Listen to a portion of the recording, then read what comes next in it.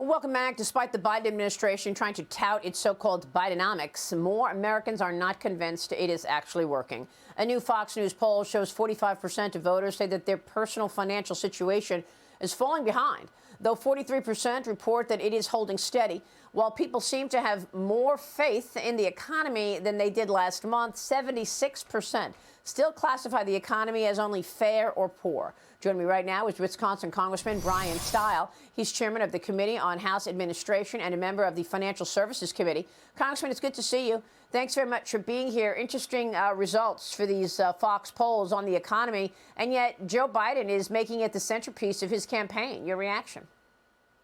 Yeah, Bidenomics simply means everything's more expensive for your family. The reason people are frustrated with the economy is everything's more expensive than it was when Biden came into office. We got to remember, wages aren't keeping up with inflation, and everything costs 15% more today than it did when President Biden took office. Why? Because of the disastrous policies of this administration.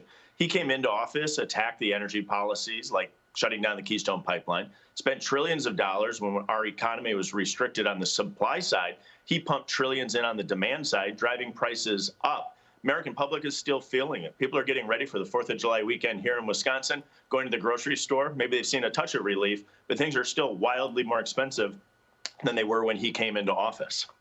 What are your priorities in the Financial Services Committee? I think we have a real opportunity to truly help unleash the American economy. And to do that, we got to make sure that, in particular, the Securities and Exchange Commission doesn't continue to run roughshod over our capital markets. We continue to see rules and regulations that drive forward a woke agenda, assisting woke corporations. Instead, what we should be doing is the exact opposite, making sure we're regulating the risk of these companies, the risk of our banks, but otherwise allowing them to get the job done. We continue to see Chairman Gensler, in particular, the Securities and Exchange Commission, run really aggressive policy rulemakings that actually, I think, need a significant more economic check on the actions that they're taking. Yeah, where are the most aggressive rulemaking coming in terms of sectors? Well, I'm concerned about what bank policies are coming for, in particular, as it relates to bank capital standards. This is a policy that's going to be driven likely by the Fed. At any time, we could see a rulemaking coming from the Federal Reserve. Our banks just passed a significant stress test at a period of time when we see interest rates continue to climb, when capital is harder for families and for small businesses to obtain. If we see the Federal Reserve come in and dramatically alter bank capital standards, I think that's a risk for workers, especially workers who are at small businesses. Yeah, that's a great point on Gary Gensler. By the way, was he the one who wrote the check for the Steele dossier? He was the CFO of Hillary Clinton's campaign, right? You know, that's something that I don't know off the top of my head, but boy, he's been involved in a whole host of actions. Yeah, I was told that. All right, we will keep following it. The Supreme Court ruling today on President Biden's student loan bailout, which, if it rules against, another pillar of Bidenomics would collapse regardless of the decision. Student loan payments are set to resume. The payments will be due again in October. Congressman, you were on the board of regents at the University of Wisconsin. Tell me about the impact here, because all of this effort by Congress to try to rein in the spending has now been called into question, given the fact that this administration wants more stimulus. This is stimulus for giving all of this student debt, isn't it? Is it not? Yeah, I've been concerned. I think the action of the administration is unconstitutional. We'll read the ruling hopefully in the very near future and find out that it is, in fact, unconstitutional. This policy has been costing the American people $5 billion a month. This administration has everything that they want to spend on, but refuse to address the root cause. As you said, I was on the University of Wisconsin Board of Regents. What we did is actually address the underlying cause, which is the high cost of education. We got to have a business-like mindset in our education system where we go in and address the cost so students don't find themselves paying $50,000, $80,000 a year to attend a college. If we do that, we actually address the true root problem rather than trying to fix it on the back end, which this administration tried to do by simply transferring those debt payments from the individuals that receive the benefit of the education to all American taxpayers, regardless of whether or not they attended college. Well, look, the president is slamming the Supreme Court right now for its ruling on affirmative action and race. Your reaction?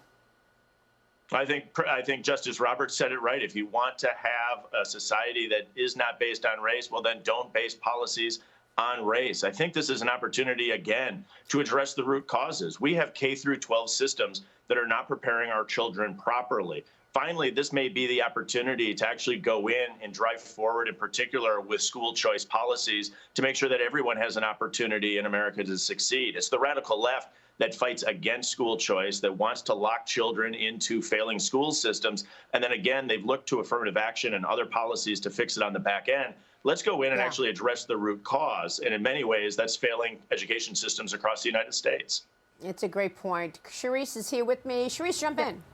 Yes, Congressman, thank you. So I very much agree with you on that we need to hold universities accountable for the types of degrees that they're having that are essentially going to lead to students having no jobs after they graduate, and they're not going to be able to pay back their loans. Actually looking at this in a way that is more marketplace focused, where why are we raising tuition when everyone has acknowledged that there's a huge student debt crisis? And, with all of that being said, though, what do you think? Let's remind ourselves when the student loan forgiveness plan was first announced, and that was right before midterm elections. So clearly the Democratic Party was trying to use that to get more votes, to garner more support. Do you think that this is going to have a similar effect on these upcoming elections as well?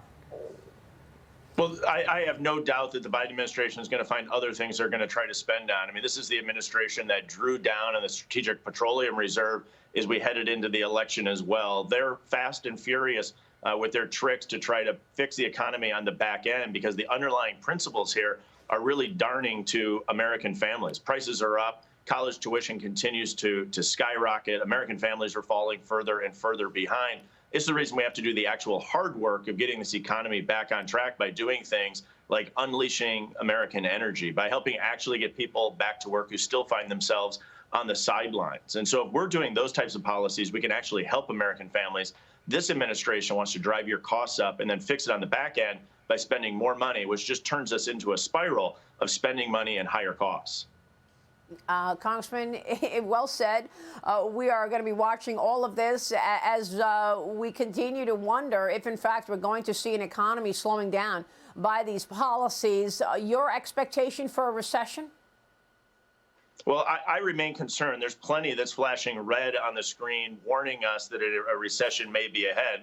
Let's hope that that doesn't happen. But what the Federal Reserve is doing is trying to slow the economy down with the blunt force instrument of higher rates. They're doing that in large part because the fiscal policies coming out of this administration have been horrific. There's many tools at the toolkit that this president could implement to truly lower inflation and prevent the Fed from having to raise rates. Particularly, we could truly unleash American energy. Again, this president comes in, he's willing to go beg for oil in Saudi Arabia, provide leases to Venezuela. Why not unleash American energy here in the United States? Bring energy costs down so people can afford to fill up their cars with gas before the 4th of July weekend.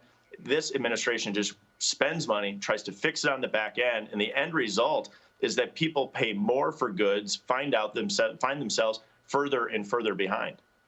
All right, we will leave it there. Congressman, good to see you this morning. We'll be following all of that. Bryan Steil joining us this morning. Thank you, sir.